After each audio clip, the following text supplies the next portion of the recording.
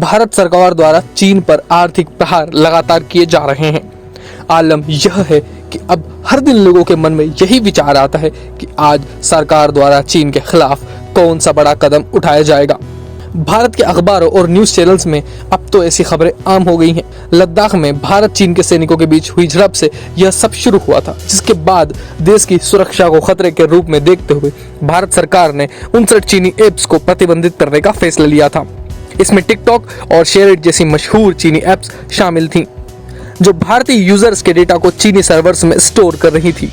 हालांकि अब भारत सरकार पूरी तत्परता के साथ सीसीपी द्वारा भारतीय यूजर्स को डाटा स्लेव बनाए के जाने के खतरे से मुकाबला करने में भिड़ गई है। इस कड़ी में अगर केंद्र सरकार कल को भारत में चाइनीज फोन पूर्णतः प्रतिबंध लगा दे तो किसी को हैरानी नहीं होनी चाहिए। और अगर आप किसी महासेल में चीनी फोन खरीदने का प्लान बना रहे हैं तो आपको सावधान हो जाना चाहिए। क्या पता आपके फोन खरीदते वह फोन आपके लिए किसी काम का ही ना रहे।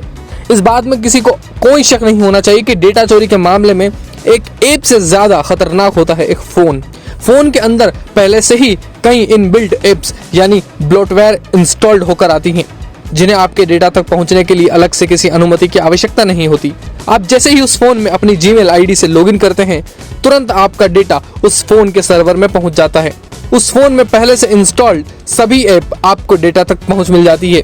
इतना ही नहीं, ऐसे ऐप्स आपकी अनुमति के बिना आपके फोन के माइक्रोफोन और कैमरा को भी इस्तेमाल कर लेते हैं। उदाहरण के लिए अगर चीनी कंपनी Xiaomi का कोई फोन आप खरीदते हैं तो आपको पहले से ही फोन में MI ब्राउजर, MI पे क्लीनर, वेदर, शेयर में सिक्योरिटी जैसी एप्स इंस्टॉल्ड मिलेंगी।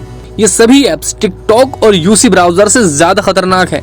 ये सभी आसानी से किसी भी व्यक्ति तक अपने फोन का इस्तेमाल करते हुए आपके संवेदनशील डेटा को चीन तक पहुंचा सकती है। इस खतरे को भांपते हुए हाल ही में केंद्र सरकार ने MI के आधिकारिक ब्राउजर MI ब्राउजर को बैन कर दिया था। इस कारण अब ऐसी कयास लगाई जा रही है कि सरकार बहुत जल्द एक झटके में ही चीनी के मोबाइल को बैन कर देगी। अब आते हैं चीनी फोन्स के दूसरे सबसे बड़े खतरे पर। यह खतरा ऑपरेटिंग सिस्टम से जुड़ा हुआ है।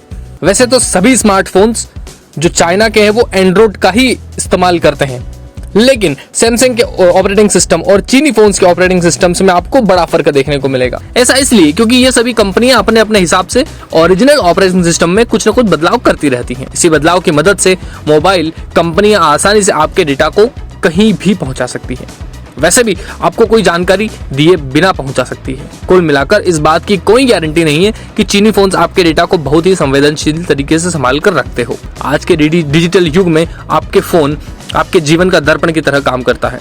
आपको क्या खाना पसंद है, आप किस राजनीतिक पार्टी का समर्थन करते हैं, आप इस समय कहाँ घूमते हैं, आप किससे क्या बातें करते हैं और आपके फोन पर आप क्या देखना पसंद करते हैं। क्या आपको ये सब किसी दूसरे बैठे और दूर बैठे अनजान शख्स के साथ साझा करना पसंद करेंगे? बिल्कुल नहीं, लेकिन आपका फोन यह आसानी से कर सकता है, और खासकर तब जब वो आपका फोन चीन का फोन हो। इसलिए संभवतः अब सरकार किसी भी वक्त देश में चीनी फोन्स को बैन करने का फैसला ले सकती है। आजकल फ्लिपकार्ट और अमेजोन जैसी ई-कॉमर्स वेबसाइट्स पर महासेल का आयोजन किया जा रहा है, जहां पर सबसे ज्यादा चीनी फोन्स थोक में बेचे जाते हैं। ऐसे में अगर आप भी इन वेबसाइट्स के झांसे में आकर चीनी फोन्स को खरीदने का विचार बना रहे हैं तो सावधान हो जाइए। भारत सरकार किसी भी वक्त इन्हें बैन कर सकती है। बैन करने के बाद गूगल को आपके फोन पर किसी भी प्रकार की सेवाएं देने से मना कर दिया जाएगा। ऐसे में रातों रात आपका फोन एक डब्बे में परिवर्तित हो जाएगा। जाहिर है कि आप चीनी फोन पर अपने कीमती पैसे बर्बाद नहीं करना चाहेंगे। यही आपकी जेब और आपके डेटा की सुरक्षा के लिए फायदेमंद है।